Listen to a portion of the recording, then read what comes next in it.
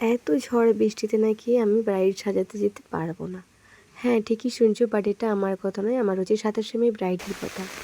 ও যথারীতি খুব ভয় পেয়ে গিয়েছিল আমি সাজাতে যেতে পারবো না ভেবে। তো দেখো অলরেডি আমরা বেরিয়ে পড়েছি। আর 27 মে ব্রাইডের লোকেশন ছিল আমাদের বাড়ি থেকে 20 থেকে 25 মিনিটের রাস্তা। তো আমরা যথারীতি বৃষ্টি একটু কমে যাওয়ার পর আমরা বেরিয়ে পড়লাম। আর দেখো রাস্তায় আমার একটা স্টুডেন্ট আছে, ওকে আমি ওখান থেকে রিসিভ করে নেব, নিয়ে আমরা ওর লোকেশানে পৌঁছে যাব। একটু বৃষ্টিটা কম আছে, দেখো আমার স্টুডেন্টকে নিয়ে নিলাম, নিয়ে আমরা যথারীতি ওর লোকেশানে চলে গেলাম। এত ঝড় বৃষ্টিতে কীভাবে ব্রাইড সাজাতে যাবে, এটাই হচ্ছে ব্রাইড খুব ভয় পেয়ে গিয়েছিলো, আমাকে অনেকক্ষণ ফোন করছিল, বাট আমি ফোনের কাছে ছিলাম না। বাট ওকে ঘুরিয়ে করলাম, ও খুব ভয় পেয়ে গিয়েছিলো যে দিদি আসতে হয়তো পারবে না। দেখো এত ঝড় বৃষ্টিতে দেখো সমস্ত কলা গাছগুলোই পড়ে গেছে। আর দেখো রাস্তাগুলো এত মানে এত কী বলবো, খারাপ রাস্তা না, কী করবো, যেতেই তো হবে, কিছু করার থাকে না।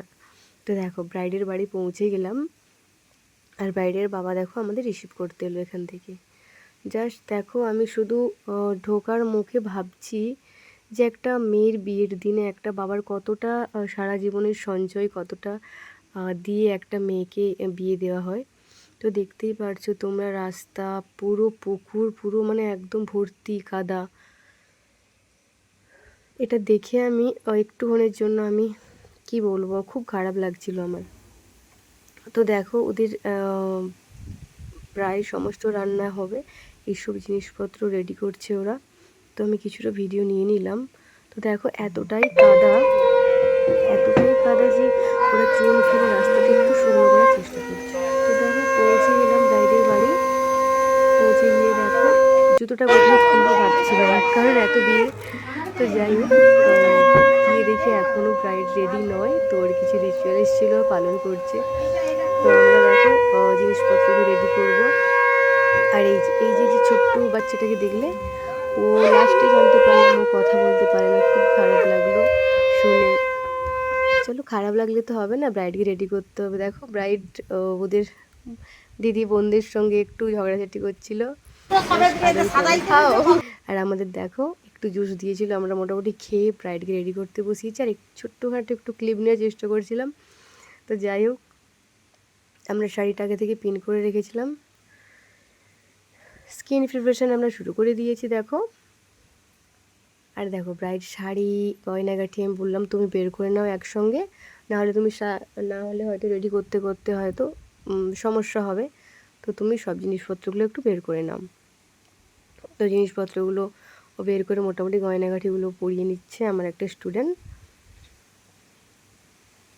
ব্রাইডের মুখে দেখো কত হাসি, এত ঝড় বৃষ্টিতেও এই যে হাসিগুলো দেখে সত্যি খুব ভালো লাগে। আমার স্টুডেন্ট হচ্ছে ক্রিম্পিং করা শুরু করে দিয়েছে, আর আমি একটু স্কিন প্রিপারেশন করছি। পুরোটা ভিডিও নেওয়া হয়নি, আর নিতেও পারছিলাম না, তো মোটামুটি কিছুটা দেখানোর চেষ্টা করছিলাম। তো তোমরা দেখতে থাকো ব্রাইডের ফুল লুকটা কেমন লাগে। হ্যাঁ, আরেকটা কথা বলে রাখি, ব্রাইডের কিছু অসুস্থতার জন্য, শারীরিক একটু অসুস্থতার জন্য ওর হচ্ছে গিয়ে ফেসটা ছিল গিয়ে একটু ফেয়ার, আর গলা আর হাত ছিল গিয়ে একটু ডার্ক টু মিডিয়াম টোনের। আর দেখো সাজাতে সাজাতে দেখো কিছুটা স্কিন প্রিপারেশন করেছি, আবার দেখো আইবুড়ো ভাত খাওয়াতে চলে এসছে।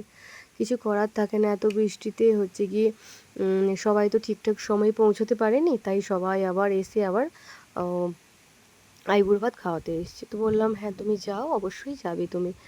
তো ওখান থেকে ও চলে আসার পর আমি ওকে আবার রেডি করতে শুরু করে দিলাম। দেখো কিছুটা ক্লিপস নেওয়া হয়েছে, পুরোটা নিতে পারিনি। তো তোমরা পুরো ভিডিওটা দেখতে থাকো, কেমন লাগে ওকে তোমরা অবশ্যই জানিও।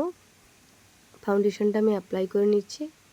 ফাউন্ডেশনটা অ্যাপ্লাই করার পর আমি একটু ব্লেন্ড করে নেব। আমি একাই কিন্তু ভিডিওটা বানাচ্ছি, ঠিক আছে, একাই আমি এক হাত দিয়ে ভিডিওটা বানাচ্ছি আর এক হাত দিয়ে ব্লেন্ড করছি, দেখতেই পাচ্ছ তোমরা। দেন হচ্ছে আমি কারেকশান করে নিচ্ছি। কারেকশানটা করাটা কিন্তু খুব জরুরি। তোমাদের আমি একটা ভিডিও দেখাবো, পুরো টিউটোরিয়াল দেখাবো, আমাকে অনেকেই রিকোয়েস্ট করেছে। সত্যি বলতে সময় পায় না, সত্যি সময় পায় না একদম, ক্লাস নিয়ে বাড়ি সংসার নিয়ে একদমই সময় পায় না। চেষ্টা করছি দেওয়ার। দেখো কম্প্যাক্ট দিয়ে আমি একটুখানি চোখের নিচটা সেট করে নেব, আর হচ্ছে গিয়ে সপারেলের পাউডারটা নিয়ে আমি পুরো মুখটা সেট করে দেবো। আমি সবসময় বলি সামারে সবথেকে হচ্ছে লুজ পাউডার দিয়ে মেকআপটাকে সেট করা খুবই ইম্পর্টেন্ট, খুব ভালো করে তোমাদের হচ্ছে গিয়ে লুজ পাউডার দিয়ে মেকআপটা সেট করতে হবে। দেখো আমি রাখার জায়গা পাইনি, দেখতেই পাচ্ছ তোমরা কোথায় রেখেছি। আর কনসিল করে নিচ্ছি চোখের ওপরটা, কারণ ও বললো একটু খুব ভারী নয় খুব হালকা নয়, তুমি মোটামুটি তোমার যেটা পছন্দ তুমি সেটাই করে দাও। আমার কোনো এটা নেই যে এটা করবে না ওটা করবে না ওটা করবে, আমার কিছু বলার নেই, তোমার যেটা ভালো লাগবে তুমি সেটাই করে দাও। দেখো আই মেকআপ করা শুরু করে দিয়েছি। দেখো আই মেকআপটা দেখো তোমরা জানিও কেমন লাগছে। আর দেন হচ্ছে আইব্রোটা আমি সেট করে নেব। বেলির একটা ব্রাশ নিয়েছি আমি, বেলির ব্রাশটা নিয়ে দেখো আইব্রোটা আমি জাস্ট একটু কম করে নিলাম। দেন হচ্ছে আই ম্যাজিকের একটা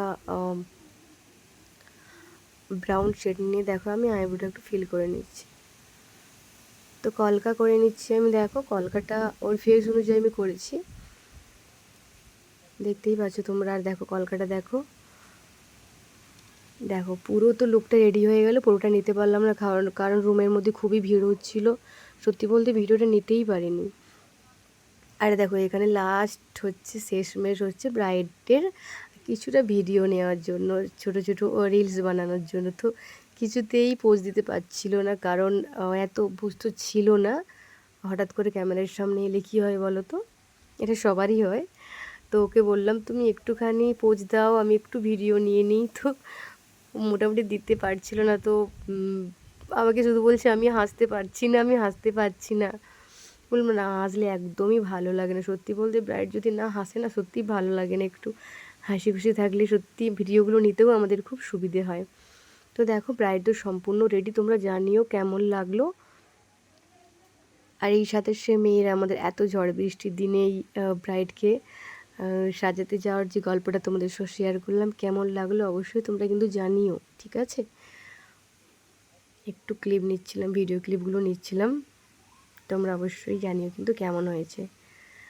তো আমি নেক্সট ভিডিওতে ও রিসেপশান লুকটা শেয়ার করব। খুবই মানে কি বলবো, খুবই একটা ভয়ঙ্কর দৃশ্য হয়ে গিয়েছিল, তোমাদের সঙ্গে সত্যি শেয়ার করব। আমার এত বছর আমার মানে মেকআপ আর্টিস্ট কেরিয়ারে আমার এই প্রথম ও রিসেপশান লুক করতে যাওয়ার সময় এই ঘটনাটা ঘটেছিল।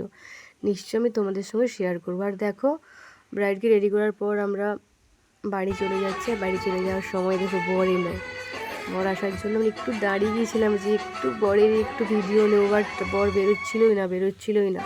তো কী করবো, শেষমেশ যখন আমরা যাব তখন দেখো বর বেরিয়ে হচ্ছে কি ওদের ওখানে মন্দির থাকে, মন্দিরে ওখানে প্রণাম করতে চলে যাচ্ছে। তো আমরা কি করব, বরের মুখ দেখতেই পাইনি, তো বাধ্য হয়ে কী করবো বাড়ির পথে চললাম। দেখো আমাদের হলদিয়াতে দেখো জাস্ট বিদ্যুৎটা চমকাচ্ছে, দেখো জাস্ট আমি বললাম একটুখানি ভিডিও নিয়ে নিই, জাস্ট অসাধারণ লাগছিল, বিশ্বাস করবে না হয়তো, জাস্ট অসাধারণ।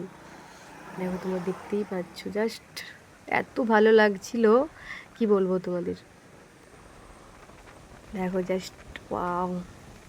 তো ভিডিওটি কেমন লাগলো অবশ্যই তোমরা জানিও। আর নেক্সট ভিডিওতে আমি কিন্তু রিসেপশন করে আসছি।